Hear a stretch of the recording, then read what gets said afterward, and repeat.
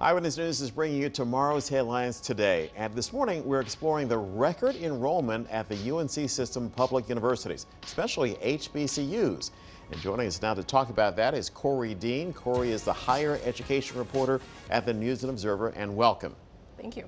So enrollment is up at all the state's public universities, but there's a looming demographic cliff we have to talk about. So talk about that today. Yeah, so the demographic cliff has been talked about a lot in higher education in recent years. It's the idea, really the data projection that soon the number of high school age students around the country will stagnate, probably decline as well, and that creates a real problem for colleges who obviously have typically relied on that population to fill the seats in their classrooms.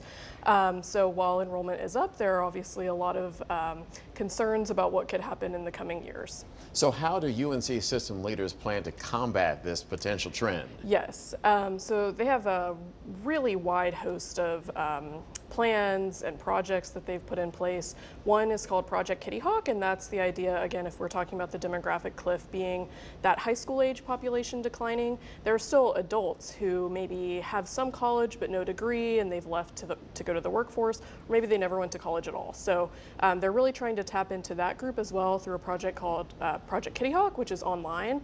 There are also suggestions like raising the caps on how many out-of-state students we can enroll. So if that population declines in North Carolina, maybe we can get people from other states to kind of fill in those gaps. And those are just some. There's a lot more, but. Now, NCCU, NC Central and Durham saw the biggest increase in enrollment this year. That's an interesting fact. What do the leaders there and at other HBCUs say about combating this trend? Yeah, so one thing that's interesting about HBCUs that people, higher ed experts were looking at this cycle, if you'll remember last year, the Supreme Court overturned the use of race in admissions. So there was some people wondered if that might encourage students of color to look at HBCUs more than they would predominantly white schools.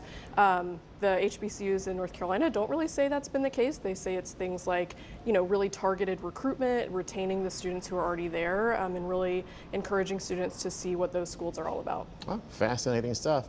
Corey Dean with the News and Observer. Again, thank you for joining us. And you can read more on this story right now on the NNO website or in Sunday's paper.